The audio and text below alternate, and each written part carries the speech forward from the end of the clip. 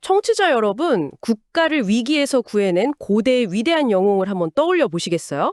약간 막 산 정상에서 눈부신 갑옷을 입고 칼을 날카롭게 갈면서 결전을 준비하는 그런 장엄한 인물이 떠오르시죠? 그렇죠. 저도 처음엔 당연히 그런 이미지를 상상했거든요. 하지만 오늘 우리가 이 심층 탐구에서 다룰 아주 오래된 고대 문헌, 그 사사기 6장이라는 텍스트는요, 여러분의 그런 뻔한 기대감을 완벽하게 배신합니다. 네, 진짜 철저하게 배신하죠. 이 텍스트가 제시하는 영웅의 청사진은 화려함이나 뭐 흔들림 없는 확신 이런 게 전혀 아니에요. 오히려 극도로 두려워하고 끝없이 회의하고 심지어 땅속 깊은 구멍에 숨어서 덜덜 떠는 아주 당혹스럽고 평범한 패닉 상태에서 출발하거든요. 맞아요. 그게 바로 이 문헌이 흥미로운 지점이거든요. 보통 영웅서사라고 하면 주인공의 남다른 결단력이나 태생적인 용맹함 이런 걸 막 강조하기 마련이잖아요. 네, 그렇죠. 태어날 때부터 좀 남다르다 이런 거요. 네. 그런데 이 사사기 6장은요. 인간이 경험할 수 있는 가장 밑바닥의 무력감 그리고 심리적인 방어 기제를 아주 적나라하게 보여줍니다. 그러니까 영웅이라는 결과물이 아니라 두려움에 짓눌린 한 인간이 어떻게 용기라는 것을 조립해 나가는지 그 과정을 진짜 낱낱이 보여주는 텍스트인 거죠. 와, 용기를 조립해 나간다. 그 표현 참 좋네요. 오늘 함께 하시는 청취자 여러분, 그래서 우리는 완벽한 위인의 무용담을 그냥 훑어보려는 게 아닙니다. 이 오래된 기록이 인간의 두려움, 그리고 용기의 역학에 대해서 어떻게 섬세하게 해부해 놓았는지 파헤쳐 볼 겁니다. 네, 두려움을 안고서도 어떻게 한 걸음 내딛게 되는지 그 과정을 따라가 보는 거죠. 좋습니다. 그럼 본격적인 인물 이야기로 들어가기 전에 이 텍스트가 묘사하는 그 절망적인 무대를 먼저 한번 세워보죠. 이스라엘이라는 국가 전체가 장장 7년 동안 미디안이라는 이방 세력의 손에 넘어간 상태입니다. 7년이면 진짜 긴 시간이죠? 그러니까요. 사람들이 침략자들을 피해서 산에 막 구멍을 파고 동굴이랑 요새에 숨어 지낸단 말이에요. 그런데 이 침략자들을 묘사하는 방식이 아주 독특합니다. 미디안, 아말렉, 동방 사람들이 쳐들어오는데 텍스트를 보면 마치 메뚜기 떼 같다고 기록되어 있어요. 아, 그 메뚜기 떼라는 표현이 정말 핵심적인 비유입니다. 네, 파종할 때, 즉 씨를 뿌리고 수확할 때가 되면 기가 막히게 알고 몰려와서요. 소나 양, 나귀는 물론이고 땅의 소산까지 모조리 싹 쓸어가 버린다는 거예요. 이게 그냥 한 번 전투에서 지고 마는 게 아니라 생존의 근간이 그냥 반복적으로 뜯겨 나가는 상황인 거죠. 여기서 그 고대 근동의 경제 구조랑 유목민의 약탈 방식을 좀 이해할 필요가 있거든요. 그래야 이 메뚜기 떼라는 표현이 얼마나 끔찍한 물리적, 심리적 공포였는지 정확히 알 수 있어요. 구체적으로 어떤 구조였나요? 그 미디안 사람들은 주로 낙타를 타고 이동하는 유목민족이었어요. 이 사람들은 정규군을 이끌고 와서 영토를 뺏고 통치하려는이 아니란 말이에요. 아, 지배가 목적이 아니군요. 네, 정착 농경사회인 이스라엘이 1년 내내 피땀 흘려서 농사를 지어놓잖아요. 그러면 딱 수확기에 맞춰서 그 거대한 무리가 기동력을 앞세워서 쫙 휩쓸고 지나가는 겁니다. 일종의 기생경제를 구축한 거죠. 와, 진짜 기가 막히네요. 다 된 밥에 숟가락만 얹는 수준이 아니라 아예 밥솥째로 들고 튀는 거잖아요. 학습된 무기력에 빠지게 되는 겁니다. 1년, 2년도 아니고 이게 7년이나 반복되면요. 사람들은 단순히 배가 고픈 걸 넘어서 미래를 계획할 의지 자체를 그냥 상실해버립니다. 철저하게 계산된 타이밍에 수확물만 뺏어가는 일종의 심리전이기도 했군요. 근데 텍스트를 보면 이스라엘 사람들이 너무 고통스러워서 신한테 막 부르짖잖아요. 그때 신은 군대나 무기를 보내는 게 아니라 아주 뜬금없이 선지자를 보냅니다. 네, 설교자를 떡하니 보낸 거죠. 당장 굶어 죽게 생겼는데 설교자를 보냈다? 이건 대체 어떤 의미로 해석해야 합니까? 이게 바로 위기의 본질이 군사력이나 자원의 부족에 있는 게 아니라는 걸 텍스트가 지적하는 장치거든요. 선지자가 와서 하는 말의 핵심이 이겁니다. 과거에 이집트에서 너희를 어떻게 구원했는지 기억해라. 아, 과거의 구원을 기억해라. 네, 그리고 아모리 사람의 신들을 두려워하지 말라고 했는데 너희는 듣지 않았다. 이렇게 말하죠. 그러니까 지금 겪고 있는 이 압도적인 무력감이 사실은 외부의 적 때문이 아니라는 거예요. 그럼 뭐 때문이라는 거죠? 자신들이 누구이며 어떤 존재였는지 원정이 잊어버린 정체성의 상실, 그리고 기억의 단절에서 시작되었다는 그 인과관계를 설명해 주는 겁니다. 내면의 중심이 먼저 무너졌으니까 외부의 위협에 그렇게 속수무책으로 짓밟히게 되었다는 아주 날카로운 통찰이죠. 아, 정신적인 뼈대가 먼저 무너졌기 때문에 그 메뚜기 떼 같은 약탈을 견뎌낼 힘조차 없었다는 거네요. 자, 이렇게 국가적인 거대한 위기, 그리고 심리적 붕괴라는 넓은 무대가 세워졌습니다. 그리고 여기서 텍스트의 카메라는 아주 좁고 구체적인 한 개인에게로 훅 줌인해 들어갑니다. 네, 드디어 기드온이 등장하죠. 맞습니다. 기데온이라는 인물이 등장하는데요. 첫 등장 묘사가 진짜 압권이에요. 막 칼을 갈고 있거나 하늘을 향해 분노를 터뜨리고 있는데 절대 아닙니다. 전혀 아니죠. 숨어 있죠. 네, 미디안 사람들에게 들킬까봐 넓은 타작마당이 아니라 엄청 좁고 우묵한 포도주 틀 안에 숨어서 몰래 밀을 타작하고 있습니다. 이게 어떤 느낌인지 제가 한번 상상을 해봤거든요. 오, 어떤 느낌이던가요? 약간 엄청 예민한 룸메이트나 무서운 집주인한테 들키지 않으려고 자기 방 비좁은 옷장 안에 들어가서 문을 꼭 닫고 몰래 7코스 요리를 만들고 있는 딱 그런 상황인 거예요. 진짜 기괴하면서도 확 와닿는 비유네요.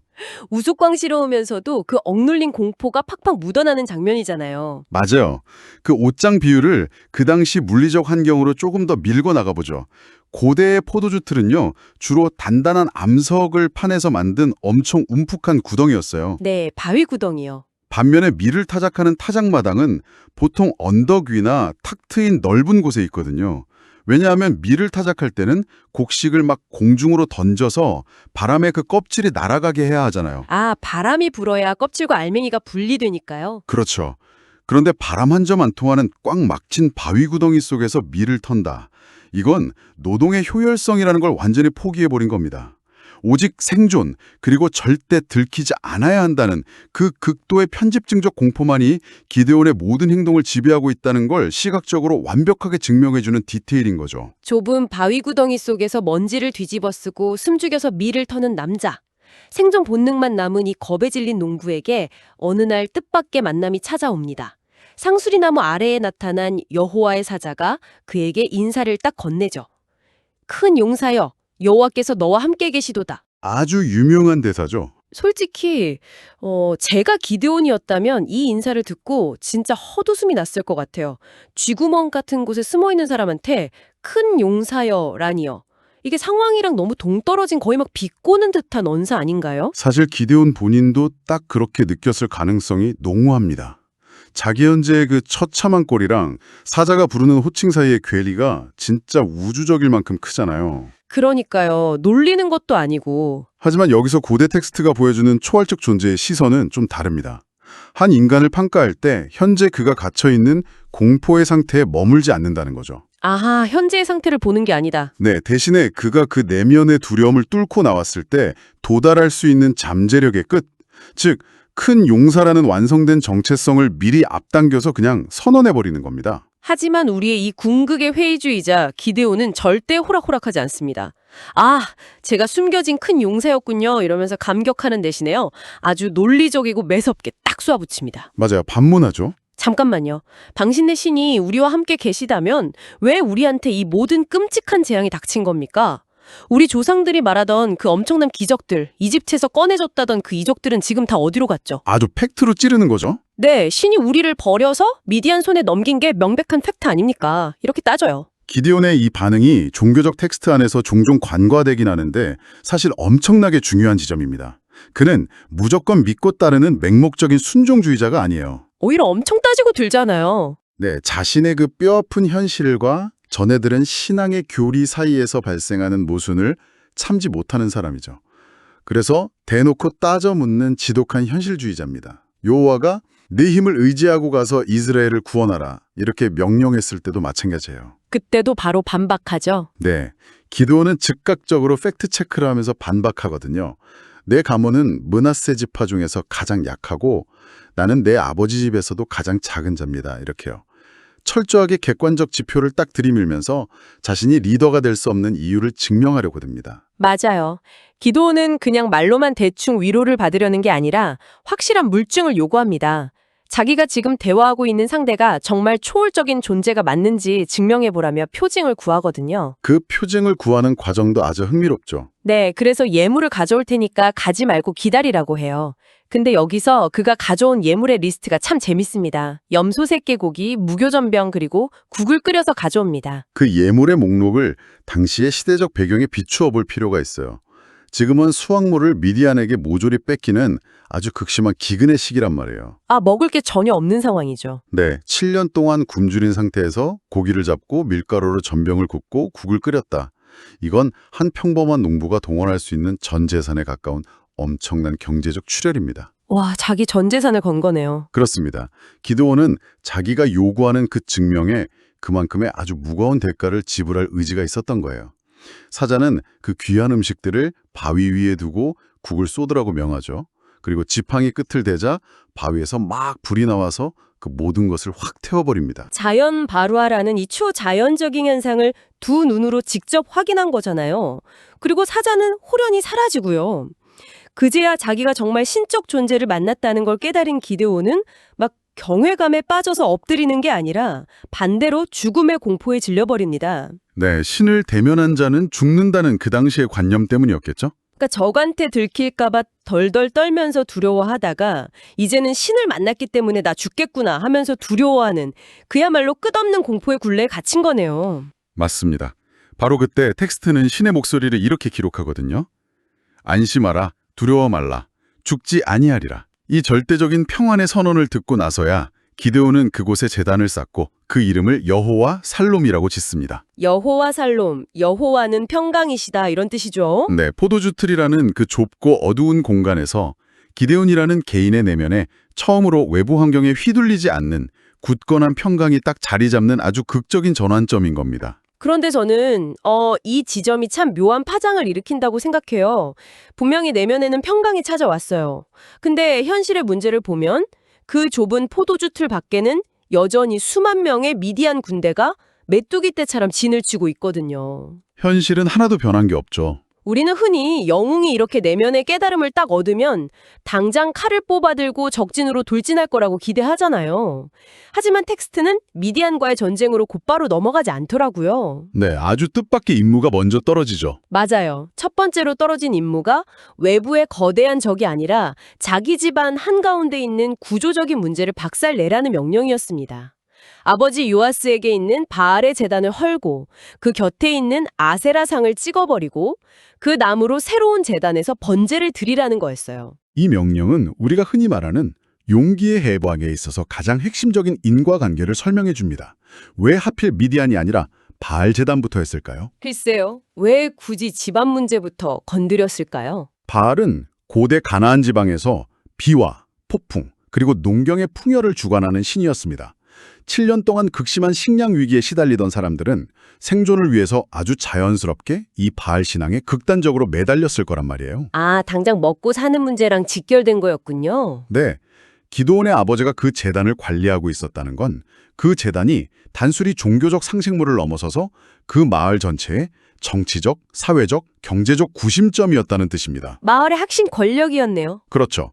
진정한 외부의 적과 맞서기 위해서는 먼저 자신들 내부 깊숙이 자리 잡은 거짓된 위안, 그러니까 자신들이 가장 익숙하게 의존하고 두려워하던 그 내부의 우상을 철거해야만 한다는 단호한 요구인 셈이죠. 와, 그걸 현대적인 상황으로 비유해보자면 약간 이런 느낌이네요.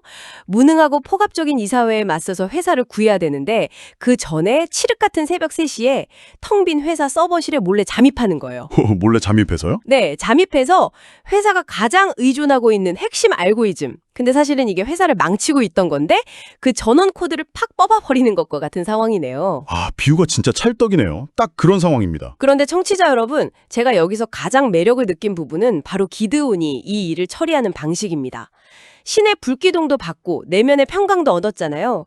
그럼 다음 날 대낮에 마을 한가운데로 쫙 걸어나가서 도끼로 제단을 확 내려치면서 이 헛된 우상들아 이렇게 호통을 쳐야 멋있는 영웅일 텐데 그는 어떻게 하죠? 무서워서 낮에 못하죠. 그러니까요. 아버지의 가족이랑 성읍 사람들이 자기를 죽일까 봐 너무 두려워서 종 10명을 데리고 밤에 몰래 가서 이 일을 해치웁니다. 저는 그 밤에 몰래라는 디테일이 이 텍스트의 진짜 백미라고 생각해요.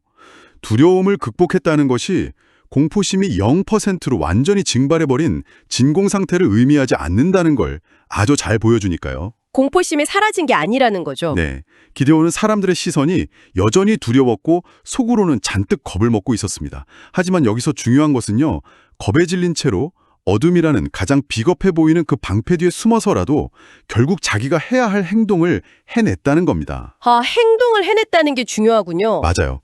텍스트는 완벽하게 당당한 태도가 아니라 두려움 속에서 억지로 내디딘 그 불완전하고 조심스러운 한 걸음을 용기로 인정하고 작동시키는 겁니다. 진짜 멋진 통찰이네요. 아무튼 아침이 밝자 마을은 그야말로 발칵 뒤집힙니다. 자신들의 구심점이던 재단이 박살난 걸 본 성읍 사람들은 범인을 막 색출하고요. 결국 기드온이 한 짓이라는 걸 알아내죠. 당장 끌어내라고 난리가 납니다. 네, 당장 기드온의 아버지 요아스한테 몰려가서 아들을 끌어내라고 소리치잖아요. 신성 못 오고 했으니 죽여야 한다는 거예요. 그런데 여기서 완전 예상치 못한 변호인이 등장합니다. 네, 아버지 요아스죠. 재단의 원래 주인이자 마을의 유력자였던 아버지 요아스가 군중을 떡 막아서면서 이렇게 말해요. 너희가 바알을 위해서 싸워지느냐? 바알이 과연 진짜 신이라면 자기 재단이 무너졌으니 스스로 쟁론하게, 즉 스스로 싸우게 내버려두라. 요아스의 이 발언은 진짜 놀라운 철학적 패러다임의 전환을 가져옵니다. 철학적 전환이요? 인간이 대신 핏대를 세우고 폭력을 행사해서 지켜주지 않으면 무너져 내리는 신이 과연 존재할 가치가 있는 참된 신이냐는 엄청나게 날카로운 일침이거든요. 와, 듣고 보니 진짜 뼈 때리는 말이네요. 이 논리는 아들 기드온의 목숨을 살려냈을 뿐만 아니라 그날 기드온에게 여룻바알이라는 새로운 정체성을 부여합니다. 바알이 더불어 쟁론할 것이다 라는 뜻이죠. 맞습니다. 미디안이라는 거대한 적과 피를 흘리며 본격적으로 싸우기 전에 내부에 떠리를 틀고 있던 우상의 무력함 그리고 그 총력을 만천하에 폭로함으로써 가장 근원적인 두려움을 먼저 정복한 겁니다. 내부의 썩은 뿌리를 딱 잘라내고 나니까 드디어 본격적인 전쟁의 서막이 오릅니다. 미디안과 아말렉 연합군이 요단강을 건너서 이스라엘 골짜기에 진을 쳐요. 엄청난 규모였겠죠? 네, 그때 여호와의 영이 기드온에게 임하고요. 그가 나팔을 불자 아비에셀 족속을 시작으로 므낫세, 아셀, 스불론, 납달리 지파까지 막 수많은 사람들이 그를 따르기 위해 군대로 모여듭니다. 자, 그런데 네, 그런데요? 여기서 저는 강한 의문이 깍 들면서 이 텍스트의 흐름에 제동을 좀 걸게 되더라고요. 청취자 여러분, 이 상황을 객관적으로 한번 짚어보시죠. 기드온은 반석에서 불이 솟아나는 초자연적 기적을 두 눈으로 똑똑히 확인했습니다. 그렇죠. 직접 봤죠. 가장 두려워했던 내부의 재단을 부셨는데도 아버지가 변호해주면서 기적적으로 살아남았어요. 심지어 나팔을 한번 불었더니 온 지파 사람들이 자신을 리더로 인정하면서 수만 명이 모여들었단 말이에요. 사실상 모든 조건이 다 갖춰진 거네요. 제 말이요. 이 정도면 진짜 확신이 차고 넘쳐야 정상 아닐까요? 그런데 군대까지 다 모아놓은 이 시점에서 기드온은 갑자기 또 망설이기 시작합니다.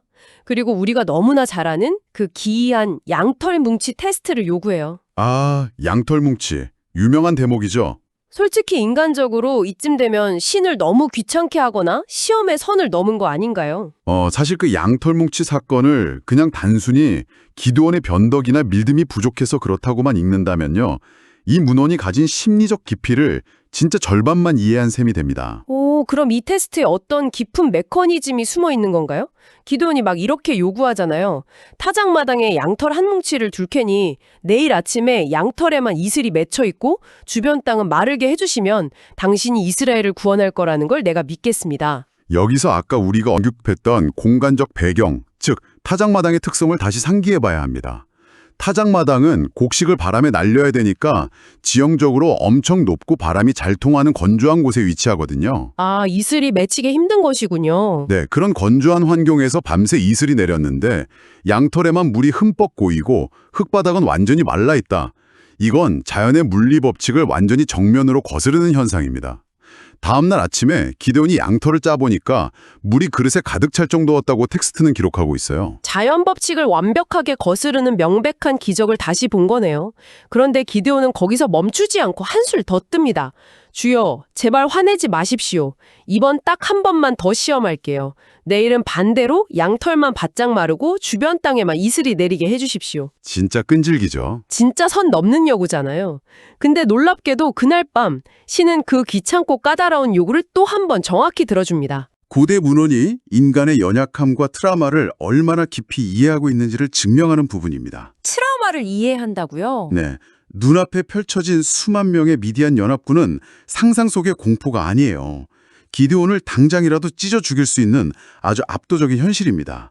이런 거대한 책임감과 죽음의 공포 앞에서 인간의 뇌는 끊임없이 확신을 갈망하게 되거든요. 아, 어제의 기적만으로는 불안하다는 거군요. 그렇죠. 한 번의 기적이나 어제 했던 그 한 번의 굳은 결심이 오늘의 두려움을 영원히 지워주지 못하기 때문입니다. 용기라는 건 한 번 꽉 충전하면 영원히 유지되는 배터리 같은 게 아니에요.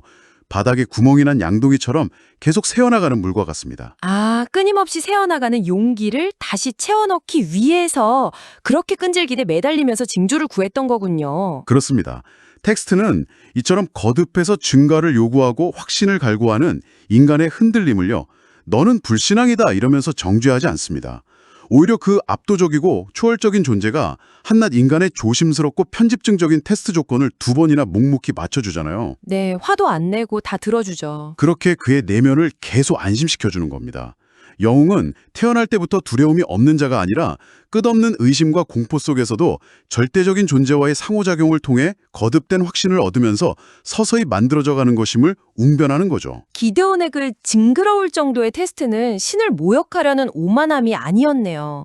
자기가 짊어져야 할 거대한 운명의 무게 앞에서 제발 내 손을 놓지 말아달라는 아주 절박하고 솔직한 몸부림이었던 거네요. 네, 가장 인간적인 모습인 거죠. 자, 수천 년 전 포도주 틀에서 시작된 이 기묘하고도 놀라운 이야기를 지금 이 탐구를 듣고 계신 청취자 여러분의 오늘 일상으로 한번 가져와 보겠습니다. 좋은 접근이네요. 지금 여러분을 짓누르고 있는 1년 내내 노력한 결실을 아주 허무하게 앗아가는 일상 속의 미디어는 과연 무엇입니까? 여러분을 팍 움츠러들게 하고 비좁은 포도주 틀 안으로 숨어 들어가게 만드는 그 두려움의 실체는 무엇인가요? 아마 다들 각자의 미디안이 있을 텐데요. 우리가 새롭고 압도적인 도전 앞에서 지독한 무력감을 느끼고 내 능력에 대해서 끝없이 의심하는 것은 기드온의 여정이 증명하듯이 아주 자연스러운 인간의 본성입니다. 절대 부끄러운 게 아니에요. 맞습니다. 용기는 두려움이 완전히 사라진 쾌청한 상태가 아닙니다.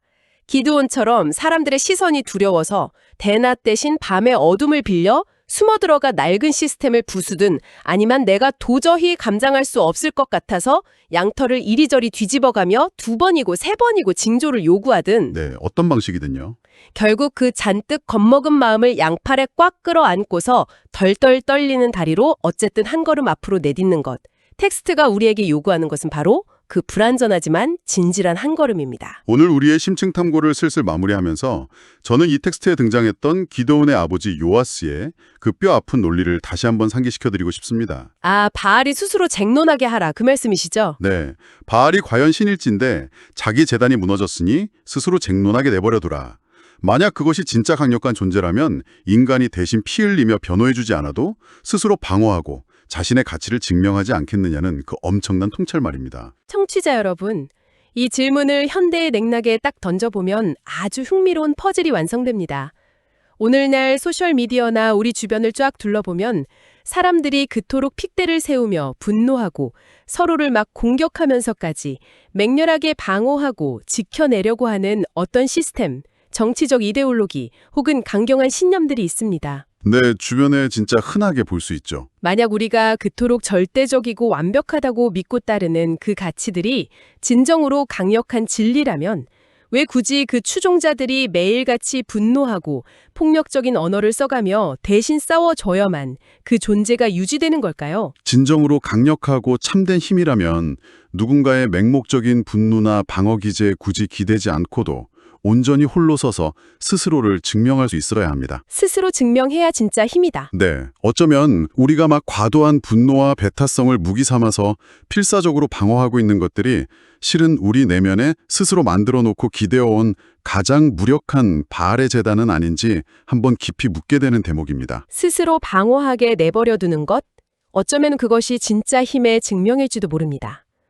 오늘 여러분이 손에 쥐고 있는 양털 뭉치는 과연 젖어 있을까요? 아니면 말라 있을까요? 궁금해지네요. 혹시 지금 스스로 판 작은 포도주 틀 안에 숨어서 몰래 미를 타작하고 계시다면 밖에서 당신을 부르는 큰 용사여라는 낯설고 모순적인 인사에 오늘 한번 귀 기울여 보시길 바랍니다. 네, 두려워해도 괜찮고 끝없이 의심해도 괜찮습니다. 맞습니다.